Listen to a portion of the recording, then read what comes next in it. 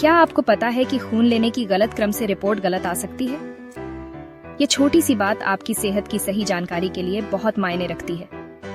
आज हम बात करेंगे ऑर्डर ऑफ ड्रॉ यानी खून लेने के सही क्रम की, ताकि आपकी रिपोर्ट्स हमेशा सटीक आएं। गलत क्रम से ट्यूब्स में मौजूद केमिकल्स मिक्स हो सकते हैं, जिससे टेस्ट के नतीजे बदल सकते हैं। यह जानकारी न सिर्फ मेडिकल प्रोफेशनल्स बल्कि हर उस व्यक्ति के लिए जरूरी है जो अपनी स्वास्थ्य रिपोर्ट्स की सटीकता चाहता है। तो चलिए शुरू करते हैं और सीखते हैं खून लेने का यह जरूरी हुनर।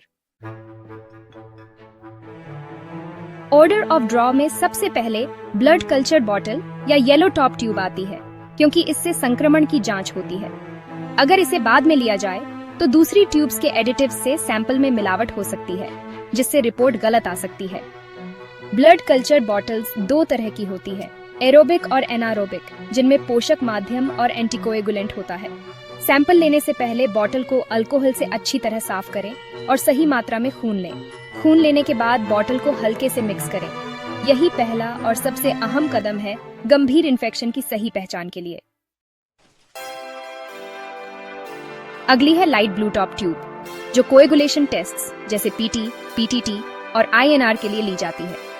इसमें सोडियम साइट्रेट होता है, जो खून को जमने से रोकता है। ट्यूब को सही निशान तक भरना जरूरी है, वरना रिपोर्ट गलत आ सकती है। सैंपल के बाद ट्यूब को हल्के से 3-4 बार मिक्स करें। अगर ब्लड कल्चर नहीं लिया है तो पहले डिस्कार्ड ट्यूब भरना फायदेमंद हो सकता है। तीसरे नंबर पर आती है रेड टॉप ट्यूब, जो सीरम केमिस्ट्री और इम्यूनोलॉजी टेस्ट्स के लिए ली जाती है।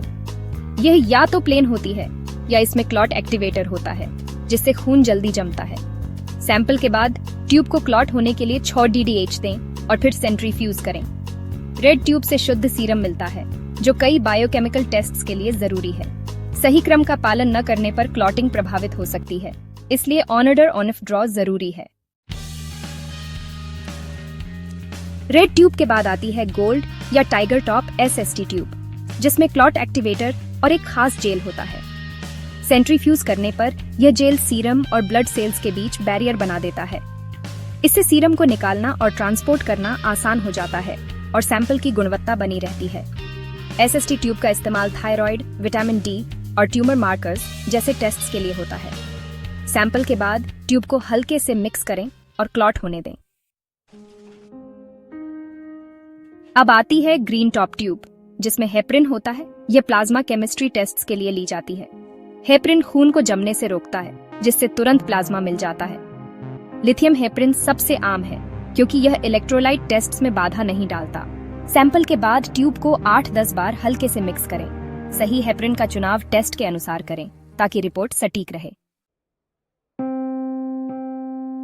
इसके बाद है लैवेंडर या पर्पल ट्यूब, जिसमें EDTA होता है। यह हीमेटोलॉजी टेस्ट्स के लिए सबसे जरूरी है। EDTA खून को जमने से रोकता है और कोशिकाओं की संरचना को सुरक्षित रखता है। इसका मुख्य उपयोग complete blood count, haemoglobin A1C और पेरिफेरल स्मीयर के लिए होता है। सैंपल के बाद ट्यूब को तुरंत और हल्के से मिक्स करें, ताकि माइक्रोक्लॉट्स न बने। सही मिक्सिंग से ही रिपोर्ट सटीक आती है। आखिर में आती है ग्रे टॉप ट्यूब, जो ब्लड शुगर और लैक्टेट टेस्ट्स के लिए ली जाती है।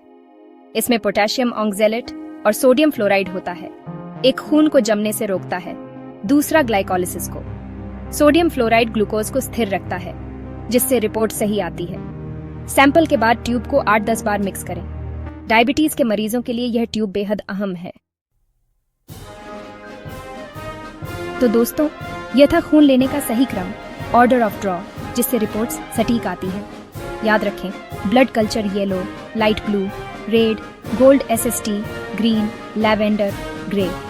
हर ट्यूब को सही तरीके से मिक्स करें और सैंपल पर लेबल लगाना न भूलें। हमेशा अपने हॉस्पिटल या लैब के प्रोटोकॉल को फॉलो करें। अगर वीडियो पसंद आया हो तो लाइक, शेयर और सब्सक्राइब करें। स्वस्थ रहें।